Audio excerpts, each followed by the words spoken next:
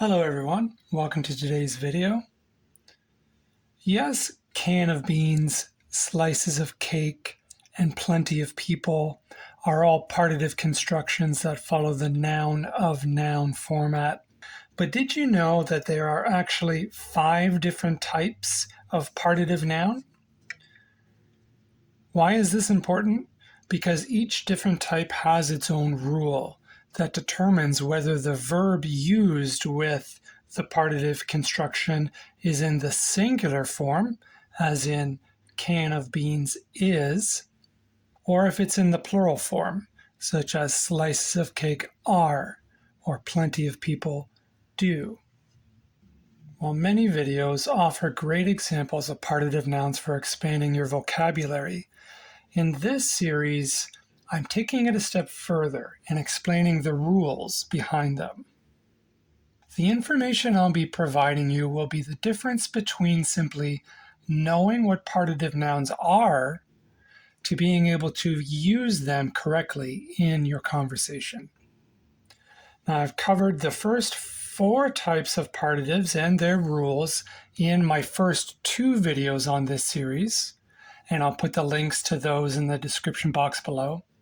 For this video, we're going to focus on the last type of partitive noun called measure noun partitives and their rules. So let's take a look.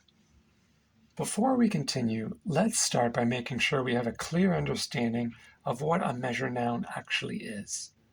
Most measure noun partitives are words that indicate a specific measurement of something. Some examples of this type of measure noun are listed here. I've categorized them based on the type of measurement they represent: volume, distance, time, and weight. This is the type of measure words that you may be the most familiar with. However, there is another type of measure noun. This type doesn't give us a specific measurement, but more of a general estimation of a quantity. These are words like amount, gulp, percentage, handful, scoop, pinch, and bit. So while most measure nouns give us an exact measurement of something, for example, there may be 3 liters of water, 4 hours of daylight, or 2 pounds of rice. Others give us more of a subjective estimation. For example, 2 gulps of water may mean a different amount of water for me than it does for you, depending on the size of the gulp we take, while others like bit are simply just very non-specific. So these are some examples of different types of what I consider to be true measure nouns. Now that we know what measure nouns are, let's turn our attention to how to use them. And I want to introduce this with the following example conversation, where you'll see one person use a plural verb to agree with a measure noun partitive construction, while a different person uses a singular verb to agree with the same construction. Let's take a look. Person A says, "Hey, how has your day been?" Person B responds, "Oh, I'm exhausted. The 20 grams of coffee that I drank this morning aren't helping." Person A then replies, "Really? 20 grams of coffee is usually enough for me." Here we see that person B has paired the construction grams of coffee with a plural verb, aren't, while person A has paired it with a singular verb, is. So how do we know the difference about when we use a plural verb or a singular verb with a construction like grams of coffee? Well, the answer to that is a bit complicated, because native English speakers who grow up hearing the language regularly just instinctively recognize when to use which verb form. But today, I'm going to share with you some criteria that you can follow and use, which will provide you with a solid foundation to support your practice and help you learn more quickly. So, what is going on in the mind of a native English speaker? How does a native English speaker know when to use a plural verb versus a singular verb? Well, they consider three key criteria, which you can remember as PEA, or simply P. And each criteria has some questions attached that we can ask ourselves. The P stands for purpose. Is the statement I'm making describing something, or is it analyzing something? The E stands for emphasis. Is it a generalized statement that I'm expressing about broad concepts, or is it a non-generalized statement focusing on a single situation or context? Finally, the A stands for audience. Am I communicating to a general audience where casual or informal language is okay? Am I speaking to a specialized audience where formal language is required? Each of these criteria help determine whether we use a verb in the singular or the plural form. In a minute, we'll take a look at each of them more closely, but first, let's see how these criteria fit together. Here we have a diagram that I've created that incorporates the first two criteria, purpose and emphasis. The two categories that we need to consider for purpose are represented by the blue and the red rectangles. Blue for descriptive and red for analytical. The two categories regarding emphasis are represented by diagonal lines. Purple diagonal lines for generalized emphasis, and green diagonal lines for a non-generalized emphasis. So if we consider both the purpose and emphasis of a statement, it gives us four possible types of statements.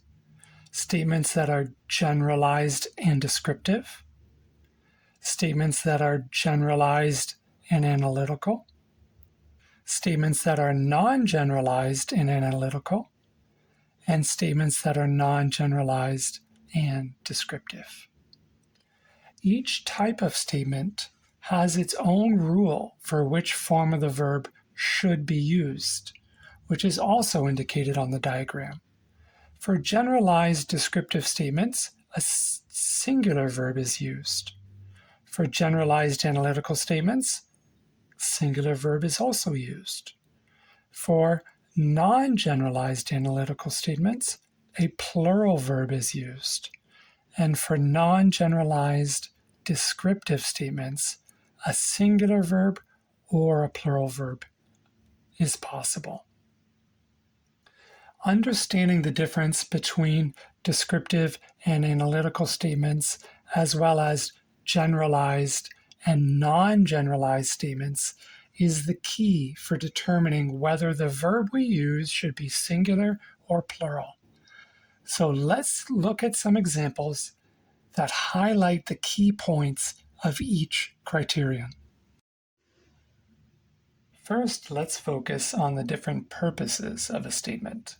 We'll start by looking at the key points and examples of statements that have a descriptive purpose. And we'll refer to this type of statement as a descriptive statement. Descriptive statements go at the top of the chart that we were just looking at. A descriptive statement states information about something. The focus is on specific details, facts, or observations. It tells you what something is without explaining why or how. They help paint a picture in your mind by providing objective details about people, places, things, or feelings. The purpose of a descriptive statement is either to share specific information that describes a characteristic, quality, or action of the subject, or to describe where the subject is or is happening. Let's look at some examples. 2 acres of land are being rented for an outdoor concert. This statement gives us information about what is happening to the 2 acres of land. 2 pounds of beans makes 5 to 6 servings. Tells us what 2 pounds of beans makes. There are 3 liters of water in the refrigerator. This statement tells us where the liters of water are located. Finally, the majority of my friends prefer spending weekends outdoors. Tells us what the majority of my friends like to do on weekends. So think of descriptive statements as statements that give us the what or the where. Now let's look at statements that don't describe but analyze information. We'll refer to these as analytical statements. And analytical statements go at the bottom of our chart.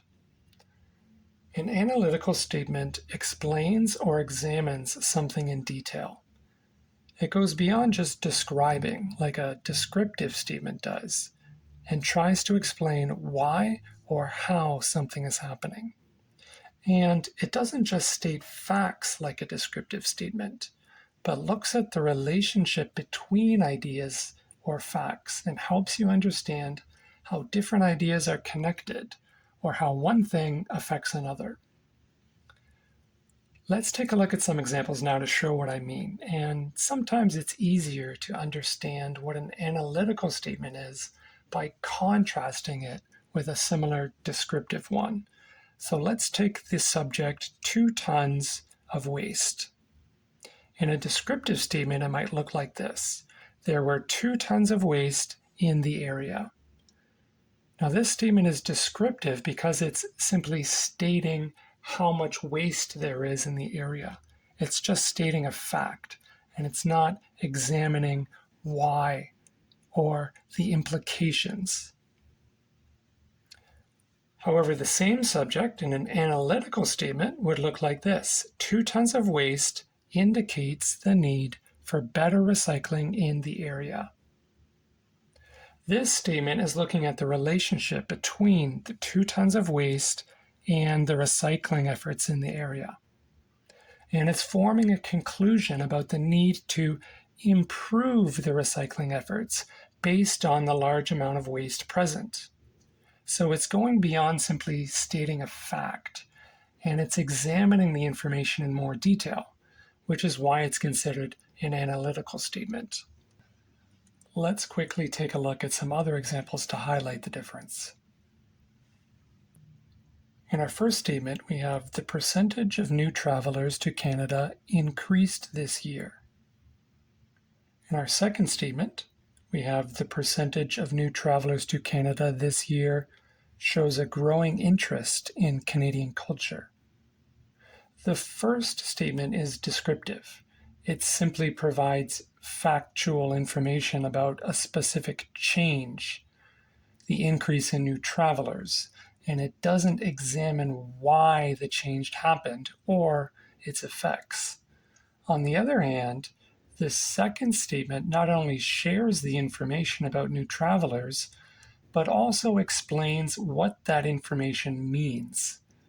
It suggests a connection between the number of travelers and a growing interest in Canadian culture. More specifically, it suggests that the increase in new travelers might be caused by a greater or growing interest in the culture, which means it's not just describing, but analyzing the information and giving us a reason why. Therefore, the second statement is an analytical statement. For our next example, we have 2 teaspoons of honey mixed with warm water tastes great, and 2 teaspoons of honey mixed with warm water helps get rid of cold symptoms. The first statement is again descriptive. It's simply describing a characteristic about the mixture. The honey mixed with warm water tastes great. However, the second statement does more than just describe the honey and water mixture. It also suggests a link between the mixture and getting better from a cold. And like the previous example, it shows a cause and effect relationship by stating that taking 2 teaspoons of honey mixed with warm water can possibly cause improvement, helps get rid of cold symptoms. So we see that it's not just describing the mixture, but also assessing its effectiveness in reducing symptoms, which makes this an analytical statement. Before we move on, let's review what we've learned so far about the key differences between statements that have a descriptive purpose and statements that have an analytical purpose. Okay, a descriptive statement states information, while an analytical one explains or examines information. 2, a descriptive statement tells you what something is or where it is, while an analytical statement explains why or how something's happening. And finally, the focus of a descriptive statement is on the specific details, facts, or observations, while the focus of an analytical statement is on the relationship between ideas or facts. An analytical statement's focus is on how the information connects. Okay, now that we've learned the differences between descriptive and analytical statements, let's turn our attention to the second criteria, the emphasis of the statement. Now we have examples of analytical statements with different points of emphasis. The 3 examples at the top of the page have a generalized focus. Now let's talk about what statements with a generalized focus do and don't do. Generalized statements do talk about ideas or truths that can apply to many different situations or many different people. Generalized statements do not talk about a particular or specific person, situation, or occurrence. Let's take a look at the examples to see what I mean. Number 1, so these are all analytical statements. These are analytical statements with a generalized focus. Number 1, 3 cups of herbal tea is recommended to help with anxiety. This is a generalized statement because it makes a broad suggestion that applies to many people. It doesn't refer to a specific person or situation. Instead, it recommends that 3 cups of herbal tea can help anyone who might be experiencing anxiety. Example 2, 50 ounces of protein in your diet aids muscle recovery. This is a generalized statement because it gives a general rule that can apply again to many people. It says that having 50 ounces of protein in your diet can help muscles recover. It doesn't talk about one specific person. Instead, it shares an idea that could be useful for anyone wanting to improve their muscle recovery. Finally, our third example, miles of poorly constructed roadway causes safety concerns for drivers. This again is a generalized statement because it talks about a common issue that can affect many people. It says that miles of poorly constructed roadway can create safety issues for drivers, but it doesn't refer to one specific road or a particular group of drivers. Instead, it mentions a situation that can apply to anyone who drives on poorly built roads. So those are examples of analytical generalized statements. Now let's look at the bottom of the page. Here we have examples of analytical statements that focus on specific cases. And unlike generalized statements, which apply to many people or situations, these non-generalized ones talk about a particular person, situation, or event. Okay, we'll refer to these as non-generalized statements. So let's take a look at our 3 examples down here. Example number 1. 3 cups of herbal tea were recommended to help Maria with her anxiety. This is non-generalized because it talks about a specific person, in this case, Maria. It says that 3 cups of herbal tea were suggested for her anxiety. Unlike a general statement that can apply to anyone, this one focuses on Maria and her individual situation, in this case, her anxiety, which makes this recommendation specific to her only.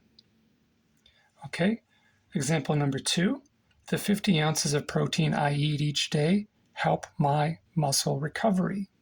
Similar to the last example, this statement talks about a specific person and their experience.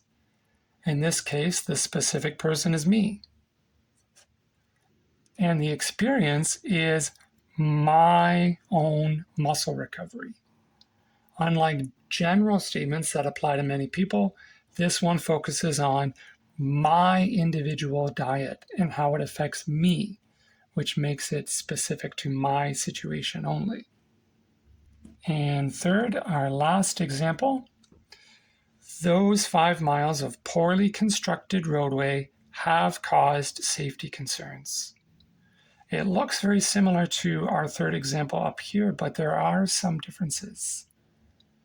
Like our other 2 examples, this statement also focuses on something specific.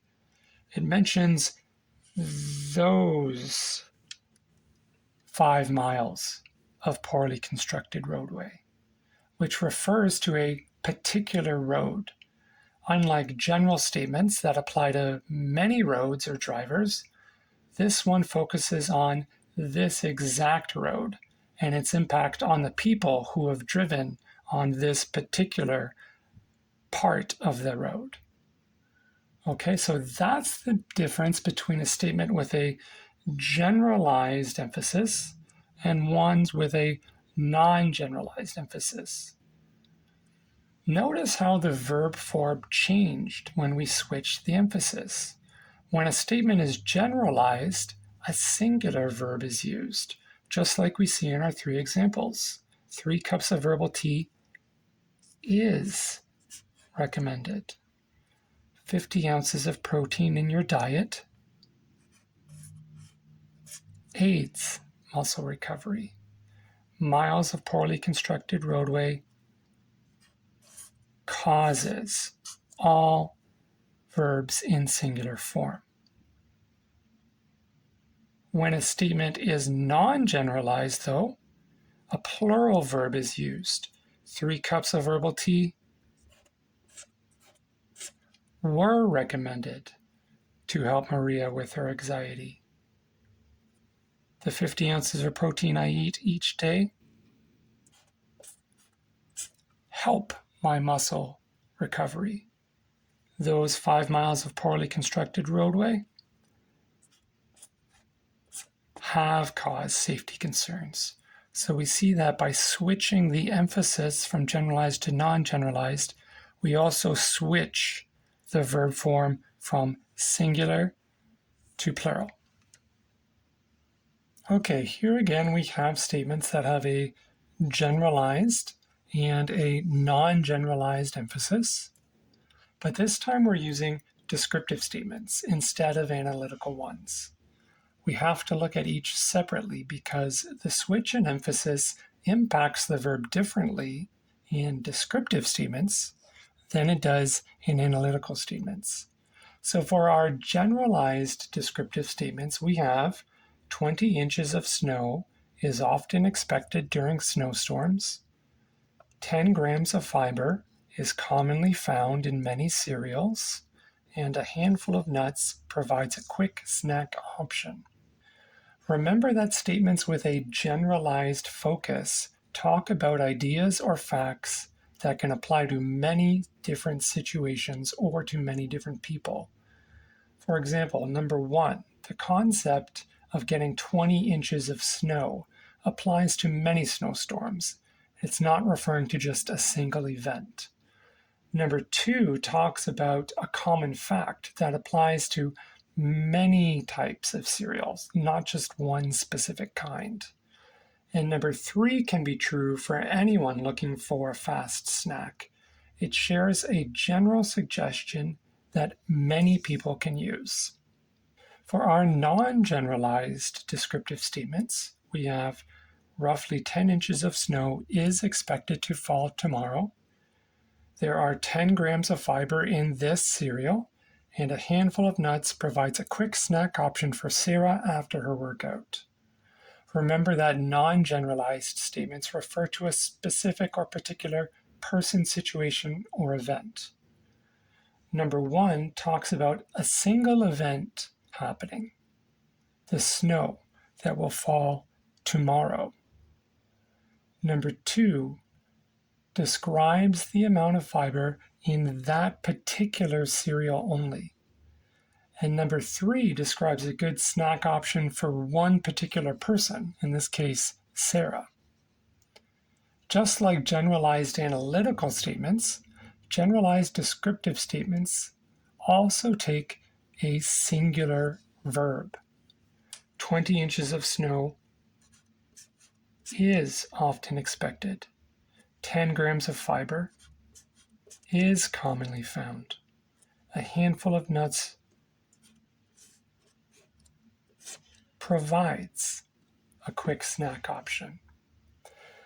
But when descriptive statements are non-generalized, they can take a singular verb or a plural verb. And remember, this is different from a non-generalized analytical statement, which always uses a plural verb. So for number 1, roughly 10 inches of snow is expected. We have a singular verb.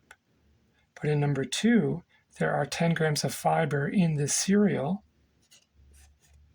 We have a plural verb. There are.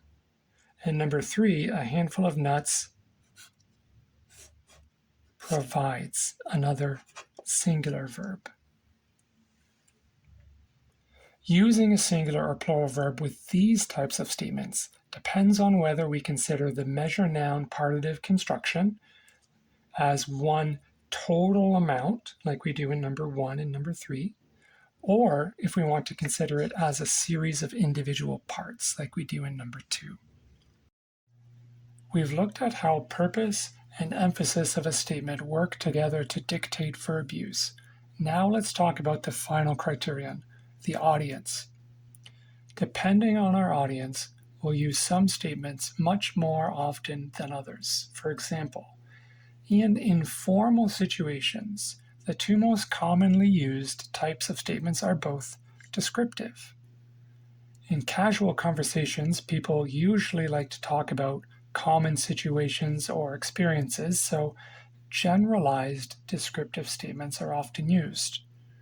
However, people also like to share specific details about their personal experiences, so non-generalized descriptive statements are also often used.